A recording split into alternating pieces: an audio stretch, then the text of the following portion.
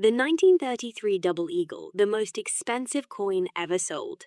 But how did a coin less than a century old, with nearly 500,000 minted, end up selling for over $18 million? From thefts and secret deals to a royal collector and a US sting operation, this is the incredible story of the coin that was never meant to exist. March 1933. Franklin D. Roosevelt becomes US president, facing a nation gripped by the Great Depression. One of his first acts, Executive Order 6102, outlawing gold ownership and pulling the US off the gold standard. It also meant the US Mint had to stop producing gold coins immediately. But by then, they'd already struck 445,000 double eagles. Within hours of the order, nearly all were ordered melted down. Only 2 were saved, sent to the Smithsonian for historical preservation. The rest, supposedly gone forever, or so it seemed.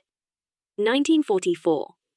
Amid World War II, a journalist researching the gold ban stumbles upon something shocking.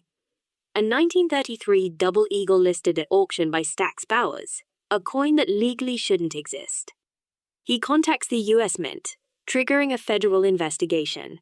The Secret Service recovers 8 stolen coins and learns of a 9th, sold to a young Egyptian man by a Texas dealer. But not just any man. He was King Farouk of Egypt, one of the world's most famous collectors. And, crucially, he had received an official export permit, approved before the thefts were discovered. The US tried to reclaim the coin, but political tensions, the Arab-Israeli conflict, the Cold War, the Suez Crisis, pushed the issue aside. 1952. Egypt descends into chaos. After protests and riots, King Farouk is forced to abdicate. The new government promises to return the coin to the US.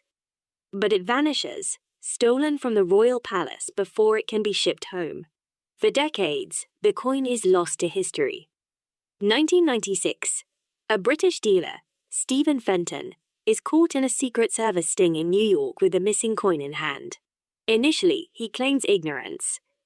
Later, he admits he knew it came from King Farouk's collection and bought it intending to resell.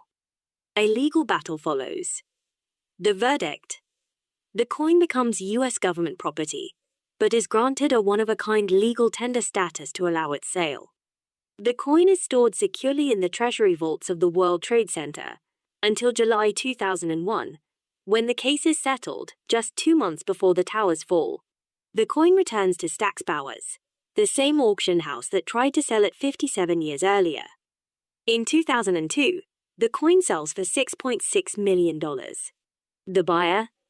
Kept anonymous until 2021. That year, the owner reveals himself, Stuart Weitzman, legendary American designer, who'd bought the coin in 2006.